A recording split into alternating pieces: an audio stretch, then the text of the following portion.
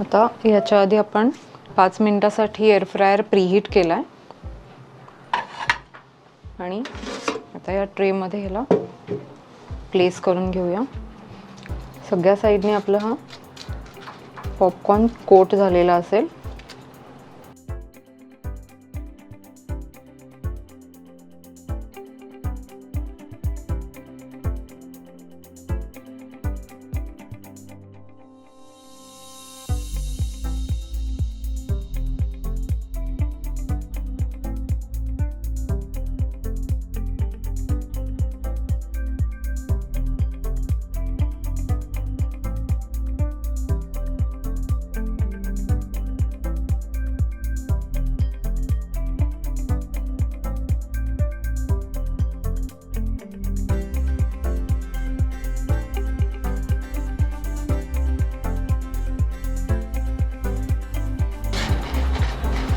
जितकं तुम्ही छान कोट करून घ्यायला तेवढा तो पॉपकॉर्न क्रिस्पी बनणार आहे.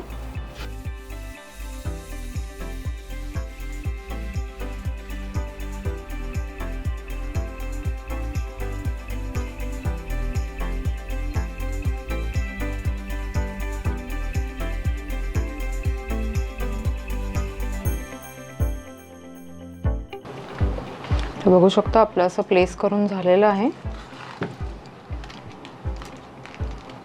आता याला आपण एअर फ्रायरमध्ये ठेवूयात. 180 डिग्रीजवर आपल्याला ह्याला साधारण एक 10 ते 12 मिनटं एवढं एअर फ्राय करायचं आहे. आता ह्याला आपल्याला एअर फ्राय करायचं आहे साधारण 10 ते 12 मिनटांसाठी आणि 180 डिग्रीजवर.